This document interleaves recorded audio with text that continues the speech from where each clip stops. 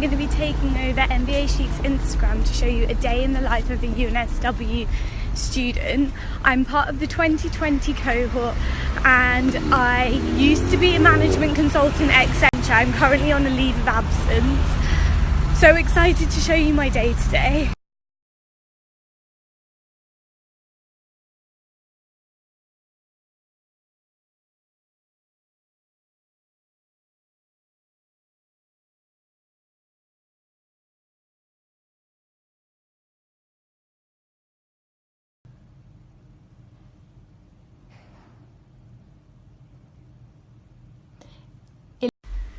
Hi guys, so I'm Jackie. I'm the Health and Wellness Manager for our cohort here at AGSM, and I wanted to tell you a little bit more about our Wednesday workouts. So we started them as an attempt to get our class a little bit more active and engaged in a way that's very small and digestible. So it's basically a 30-minute workout that we do in our lunchtime on Wednesdays that's close to us, and we just smash out like an 18 to 23 minute CrossFit workout, and then we take a jog back to campus and we head back to class for the afternoon.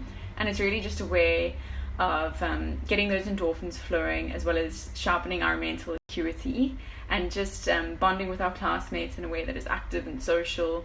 So yeah, I would encourage all of you to also start little CrossFit lunch workouts in your classes.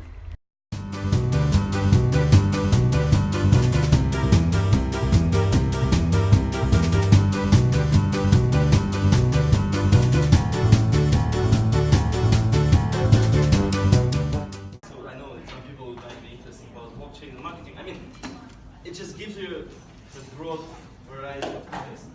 Just someone and giving them an idea of the direction that you want to go in. So when we do pitch, when we work on your script, I want you to imagine you've met someone influential. I'm here to know, and at the end of the day, I'm most passionate about helping women, whether that be domestic violence initiatives or in my free time mentoring other young women so that they are super focused on their careers. Questions or feedback or things that are confusing that you'll share with us. I guess the big one was the exchange.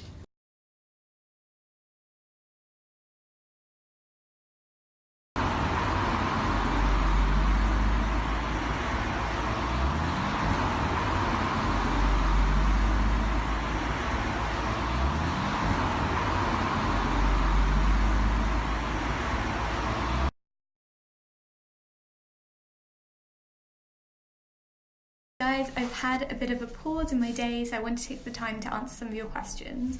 One of the questions I had was, what's the biggest difference between working in Australia versus the UK?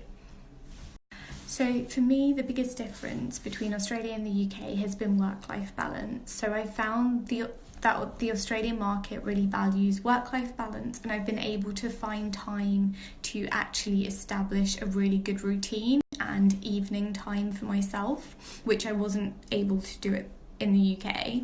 The other big difference is I specifically work in finance, and I've been working in finance for the last 8 years, and I found that actually finance is much bigger in the UK, which means it's a lot more innovative, it's cutting edge, whereas out in Australia it's a little bit more less dynamic because there's only 4 big banks here and a handful of insurance companies.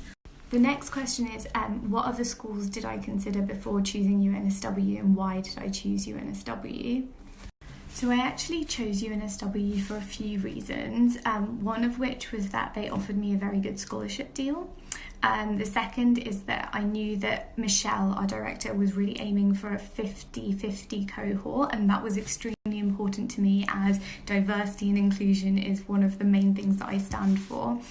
The third was it was in Australia, and I actually live here and my partner's here, so it made the most sense to actually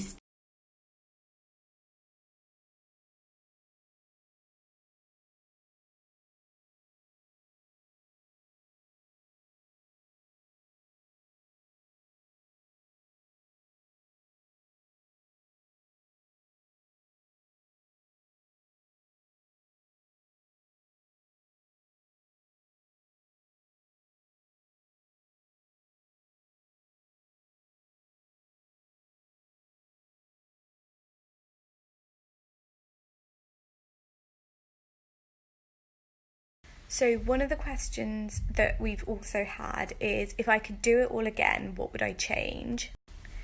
So as any overachiever, type A personality that I was, particularly when I was back in London, I was a consultant working in financial services. I was working 16-hour days, sometimes 6 days a week.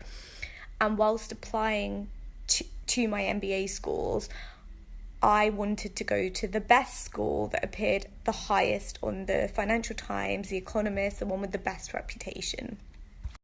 And my personal story is essentially, whilst I was working so hard, I was still maintaining family commitments in London, trying to maintain my social life, trying to keep up with work, trying to apply to various schools, and I had a number of health concerns at the time. And I essentially burnt out. I pretty much couldn't function anymore, and I ended up having to take 2 months off work for stress leave. And my one piece of advice to myself would be, actually, when going through the process of applying to schools, yes, having things that you're interested in which are extracurricular on your CV are important. Yes, the job that you do is important, and yes, your GMAT score is important. But actually, when you apply to the right school, and I applied to lots of the wrong schools, which I did get rejected from, when you apply to the right school, and it's the school that will get the best out of you and you will get the best out of the school, it won't be as hard and you won't be fighting as hard for it.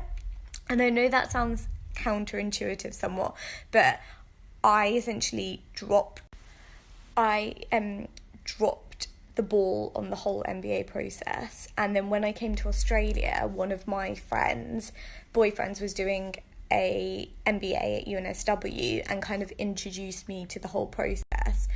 And when I first started it, everything came more naturally because I knew exactly why I wanted to do it.